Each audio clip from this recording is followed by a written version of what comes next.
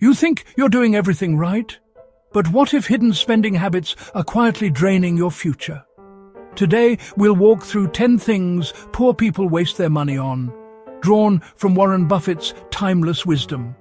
We'll expose the traps, reframe your mindset, and show how small cuts lead to real wealth. Stick around till number 10, where we reveal the subtle stealth leak that most people miss. Number 10. Unused subscriptions cost silently. Look at your bank statement for a moment. How many recurring charges are quietly withdrawing your money every single month? A streaming service you forgot to cancel.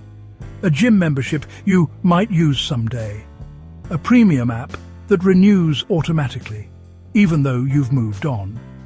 This is what Warren Buffett would call a slow financial leak. It doesn't feel dangerous until you realize these small fees can add up to thousands of dollars a year. In behavioral finance, they call it subscription creep, when convenience turns into complacency. We don't cancel because it's uncomfortable. We don't notice because it's automated. But automation without awareness is the enemy of wealth. Beware of small expenses. A small leak will sink a great ship. Every dollar you waste on an unused subscription is a dollar that could have been compounding in an index fund or funding your next business idea. So do a quick audit. Cancel what doesn't serve your future and reroute that money towards something that actually grows. Because small leaks become floods when ignored. And what's worse than tiny leaks? Number 9. Gadget upgrades hurt your balance. Every year, there's a new phone, a new smartwatch, a new must-have gadget. And every year, millions of people line up, not because their old tech stopped working, but because marketing told them it's outdated. That's the hidden cost of chasing status over substance. Warren Buffett still uses a flip phone for years after smartphones became mainstream. Not because he can't afford the latest model, but because he refuses to spend money without utility. He understands something most people don't. Upgrading doesn't equal progress. In fact, it often destroys your ability to build wealth. Think about it. A $1,000 phone replaced every 18 months doesn't just cost $1,000. It costs every bit of growth that money could have earned if you'd invested it. Over a decade, that same pattern can silently erase tens of thousands in potential gains. Buffett calls it the compounding cost of lifestyle inflation. The moment your spending rises with your income, you've traded growth for gratification. So before buying the next shiny upgrade, ask, will this improve my productivity or just my ego? Because technology should serve you, not enslave your wallet. And speaking of illusions of control, the next habit drains more than money. It feeds on something deeper. Buffett called it a tax on hope. Number 8. Overpaying for style, not substance. You've seen it before. Someone earning $3,000 a month wearing a $2,000 outfit. They call it confidence. But Warren Buffett calls it misplaced priorities. Buffett once joked, if you buy things you don't need, soon you'll have to sell the things you do. Luxury labels and fashion trends are designed to keep you chasing validation, not value. It's not that quality clothing or good taste are bad. It's when style becomes a substitute for self-worth that your finances start bleeding. A $500 designer jacket doesn't make you more respected. It just makes your savings smaller. The wealthy don't buy luxury to look rich. They buy value that holds or multiplies. Meanwhile, many poor or middle-income earners spend future paychecks to look successful now. That's the difference between signal wealth and actual wealth. Buffett himself wears inexpensive suits and drives modest cars. Why? Because he knows reputation is built through results, not receipts.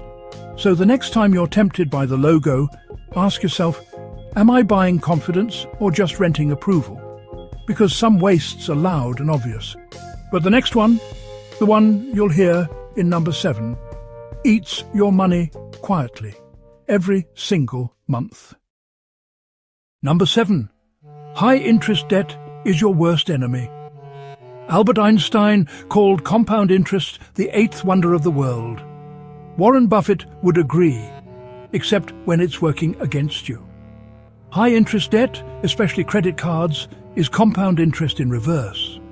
It grows while you sleep, but it grows for the bank, not for you. Swipe by swipe, you build a financial black hole, a place where today's comfort costs tomorrow's freedom. Let's put it in perspective. A $3,000 balance at 22% interest if you pay only the minimum could take more than a decade to clear and cost over $4,000 in interest alone. That's not borrowing, that's bleeding. Buffett often warns, if you can't pay for it in cash, you probably can't afford it. He's not anti-credit, he's anti-dependency. Because every dollar of interest you pay is a dollar you've given up on your own compounding. The wealthy use debt strategically to buy appreciating assets. The poor use it emotionally to buy depreciating ones. That's the dividing line between financial leverage and financial slavery. So if you're carrying balances, make that your first investment. In freedom, eliminate the high-interest chains before chasing new opportunities. And speaking of expensive emotional decisions, what about that dream car sitting in the showroom?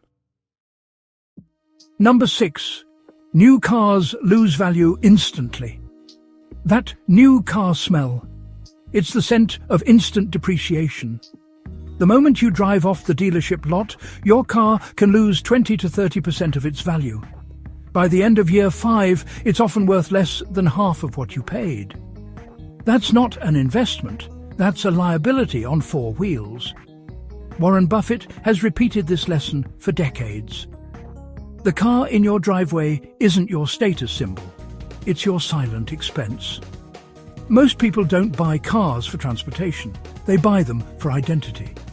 It's not about getting from point A to point B, it's about what people think when you arrive. But here's the hard truth. Those people aren't paying your insurance, your loan, or your repairs. Buffett drives modest vehicles not because he can't afford better, but because he refuses to waste money on depreciating assets. He focuses on assets that appreciate, businesses, stocks, and relationships that compound. So, before signing that loan, ask yourself, would you rather impress strangers today or build independence tomorrow? Because every time you finance a new car, you're choosing appearance over growth. And sometimes, the most expensive choices are the ones we justify emotionally. Now, let's flip to the social habits that drain your wallet. Ones you probably don't even notice.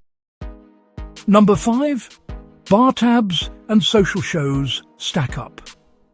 It starts innocent enough, just one drink after work. But one drink turns into dinner, a ride share, maybe tickets to a show. By the end of the night, your quick hangout just cost you a full day's wage. Warren Buffett once said, "Do not save what is left after spending. Spend what is left after saving." And social spending is where that wisdom gets tested the most. The real trap isn't the money. It's the normalization of constant entertainment. When going out becomes routine instead of reward, your savings vanish quietly behind laughter and neon lights. Let's do the math. $50 a week on nightlife doesn't sound like much. But over a year, that's $3,600. Enough to buy a solid index fund position or pay down a major chunk of debt. Buffett calls this the illusion of small. Small, repeated choices that compound in the wrong direction. Now, that doesn't mean you have to live like a monk. The key is intentionality, deciding when you spend, not drifting into it. Because money spent consciously can buy joy. Money spent automatically just buys regret. So, next weekend, skip one tab. Invest that same money instead. Watch what happens when you start trading short-term fun for long-term freedom. And speaking of long-term, the next spending trap feels responsible at first. But Buffett warns it's often a quiet financial anchor. Number 4. Buying a home too soon backfires. For many people, buying a home feels like the ultimate symbol of success. But Warren Buffett would tell you, it's often the biggest financial mistake people make too early. He once said, "A house can be a nightmare if it's the wrong financial decision." Why? Because when your income, savings, or cash flow aren't stable, a mortgage isn't security. It's a cage. Home ownership comes with more than monthly payments. It brings property taxes, insurance, maintenance, and emotional inertia. You can't move easily, pivot, or take opportunities elsewhere. It ties your liquidity to one immovable, illiquid asset. Buffett rented his home early in life because he knew that capital tied up in walls can't compound. He didn't buy until he could do so comfortably, without debt pressure or opportunity cost. Too many people mistake ownership for investment. But a house only becomes an asset when it earns or appreciates faster than it costs you to keep. Otherwise, it's just lifestyle debt dressed up as stability. So if you're still building your financial foundation, build assets before walls. Buy freedom before furniture.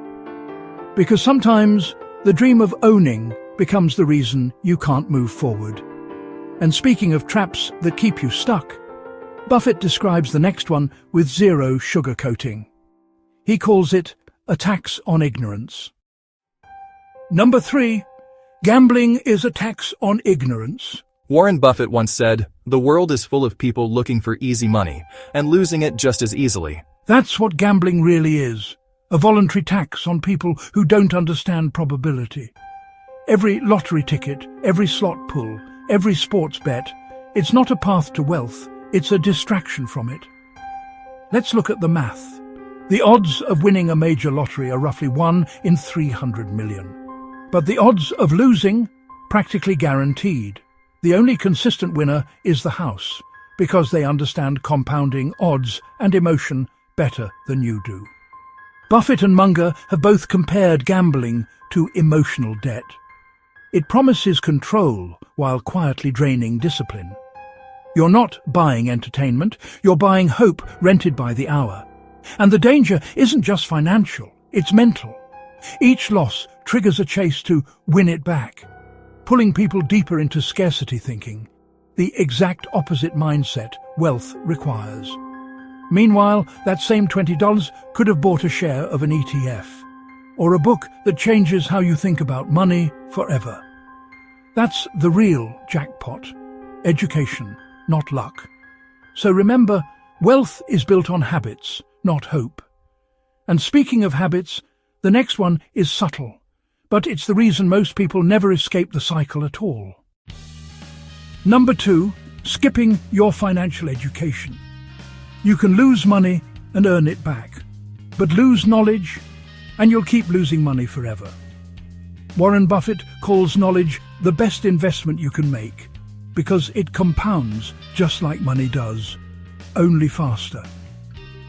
Yet most people spend more time scrolling than studying how money actually works. They'll binge 10 hours of Netflix but never read a 200-page book that could change their financial future. They'll follow market hype instead of learning market history. And they'll trust luck over literacy until the next crisis wipes them out. Here's the truth Buffett lives by. Wealth doesn't start in your wallet, it starts in your mind. That's why he reads for hours every day, studying business models, history and behavior, because in finance, ignorance is expensive, but education pays dividends forever. Start small. Read one good financial book a month. Watch content that explains the why behind the numbers. Ask better questions instead of chasing quick answers. The moment you treat your mind like your main investment account, everything changes. Because the more you learn, the less you fear risk, and the more you see opportunity. But even the most educated investor can fall into the final trap. The single worst money-wasting habit Buffett warns about, one that quietly destroys entire futures. Number 1, living on debt, not on income. This is the ultimate wealth destroyer. Funding your lifestyle with borrowed money isn't convenience. It's surrender. Warren Buffett said it plainly. If you buy things you don't need, soon you'll have to sell things you do. Credit cards, buy now, pay later apps, personal loans, they all disguise the same trap.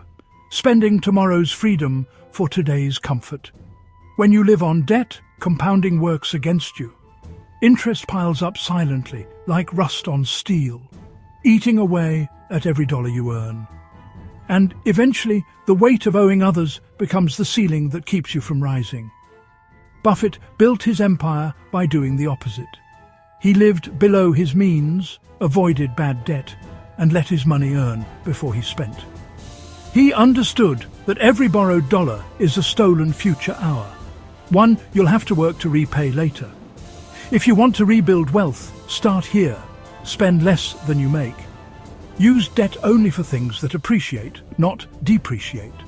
And treat every payment you don't owe as a step toward freedom. Because wealth isn't about what you own. It's about what you owe less of. The truth is simple, but it's not easy. Most people stay broke not because they don't earn enough, but because they spend without awareness. Buffett's philosophy is timeless. Do not save what is left after spending. Spend what is left after saving. The difference between the rich and the poor isn't luck. It's discipline, patience, and understanding how money works. So start small. Cancel what you don't use. Stop chasing image. Learn how to make your money grow while you sleep. Because every dollar you save and invest today is a dollar that buys back your time tomorrow. And that's the real definition of wealth. This was Warren Buffett's blueprint for avoiding poverty. Next, we'll break down how he actually built his billions, one habit at a time.